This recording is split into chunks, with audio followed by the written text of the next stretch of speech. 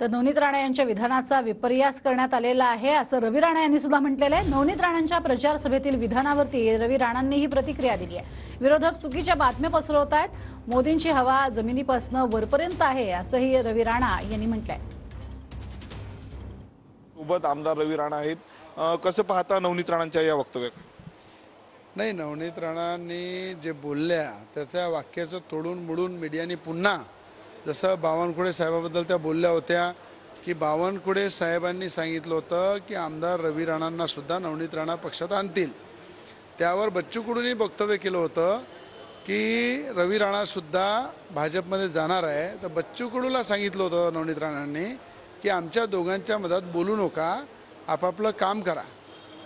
त्याला तोडून मोडून दाखवण्यात आलं, चुकीच्या बातम्या प्रसारमाध्यमातून पसरवण्यात आल्या आणि आज नवनीत राणांनी वारंवार सांगितलेलं आहे की मोदी जी म्हणतात कि ये देश मेरा परिवार है और ये परिवार को आगे बढ़ाना, ये विज़न मेरा है और ये लक्ष्य है कि देश को आगे बढ़ाना।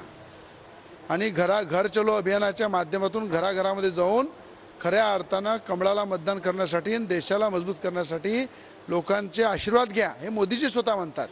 अशा पद्धतीचं वक्तव्य करून नवनीत राणांनी सांगितलं की तुम्ही कुठेही हवेमध्ये राहू नका, कुठेही आपलं आपण गाफीलमध्ये राहू नका।